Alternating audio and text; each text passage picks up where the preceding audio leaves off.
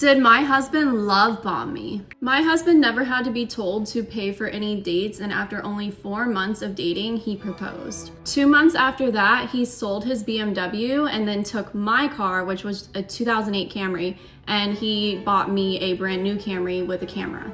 I moved in right after we got engaged, so after 4 months of dating, it was only 15 minutes from my parents' house where I was living, so I didn't feel like it was too big of a deal. Too big of a risk, I should say. After I moved in, he started, leaving me love notes every day and just being really sweet all the time.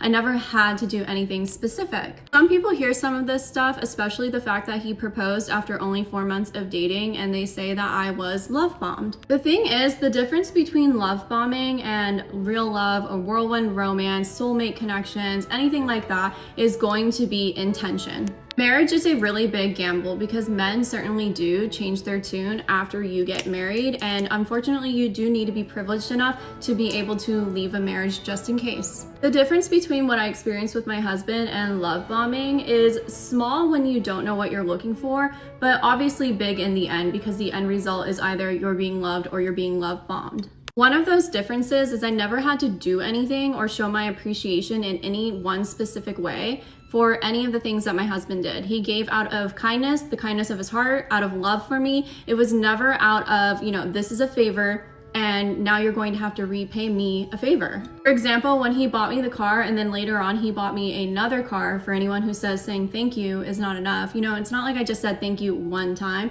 but it's also not like I went over the top and was like, oh my God, I'm forever eternally grateful for this car. Because later after we had our son, he sold both of those cars and he got me the car that I really, really wanted, and I never asked him to. I just pointed out the car on the freeway a few times and I was like, wow, I love that car. A love bomber is doing it for their own personal gain. They are not doing it for you. Someone who is love bombing you loves what they can get from you. The other difference is if his pace does not match your pace. I also fell in love really quickly with my husband. I was also right there with him on all of it. And then I remember we went to a relationship counselor just to be safe, and she was like, why wait? Like, get married. You guys are so compatible. Love bombing also has an end date, it's a very quick succession and then it ends. It doesn't go on forever. The best way to avoid being love bombed is literally learning how to trust your own intuition and having an intuition that you can trust.